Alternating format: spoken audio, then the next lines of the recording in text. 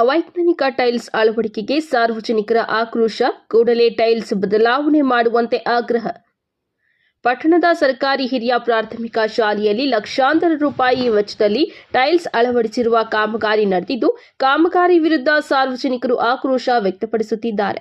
ಇನ್ನೇನು ಶಾಲೆ ಆರಂಭವಾಗುತ್ತಿದ್ದು, ಮಕ್ಕಳು ಅಳವಡಿಸಿರುವ ಟೈಲ್ಸ್ ಮೇಲೆ ನಡೆದರೆ ಜಾರಿ ಬಿದ್ದು ಕೈಕಾಲು ಮುರಿದುಕೊಳ್ಳುವ ಭಯ ವ್ಯಕ್ತಪಡಿಸಿದ್ದಾರೆ.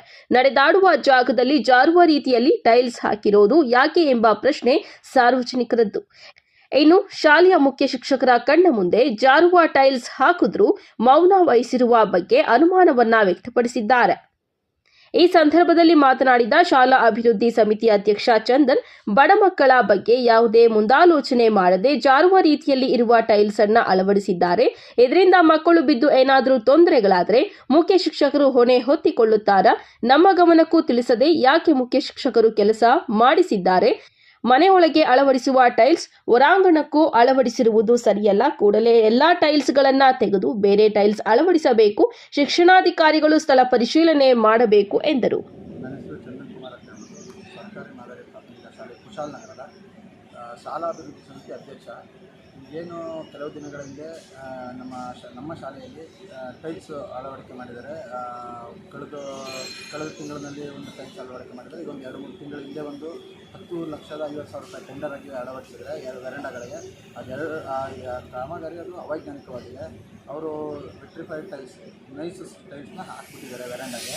ಅದೇನಾಗಿದೆ ಅಂತ ಹೇಳಿದ್ರೆ, ಅಲ್ಲಿ ವಯಸ್ಸಾದವರು, ಶಾಲಾ ಶಿಕ್ಷಕರು, ಮಕ್ಕಳು ಎಲ್ಲರೂ ಓಡಾಡ್ತಾರೆ. ಅದು ಸಾರ್ವಜನಿಕರ ಆಕ್ರೋಶ ವ್ಯಕ್ತಪಡಿಸ್ತಾ ಇದ್ದಾರೆ.